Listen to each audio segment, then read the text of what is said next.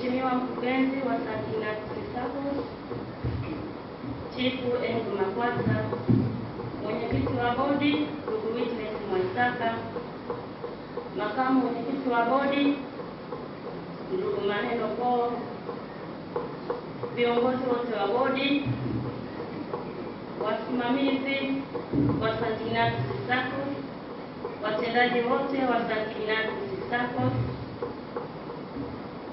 wanachama wote mlioko hapa, wageni waalikwa, mabibi na mabwana, asalamu alaykum. Tumsifu Yesu Kristo. Bwana Yesu asifiwe.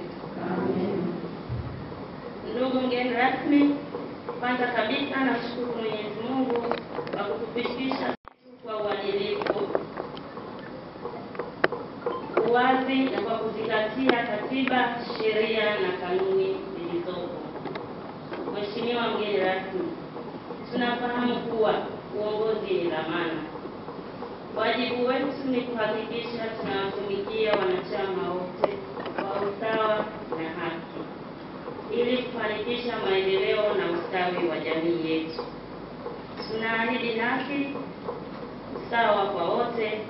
Tunaamini kuwa viongozi bora wa St. Ignatius sio tija tu kwa St. Ignatius bali kwa jamii kwa ujumla.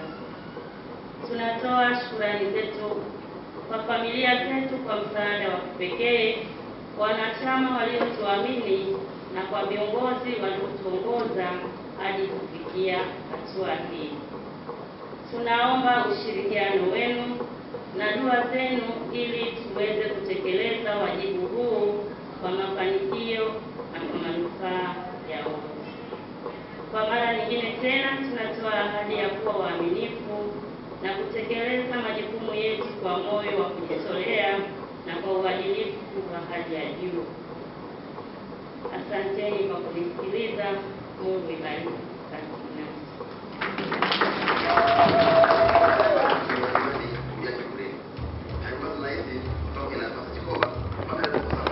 Tunapongeza mkurugenzi wetu Andrew Makwata ambaye anaonyesha upendo, uvumilivu na ushawishi mkubwa mpaka kufikia hatua hii.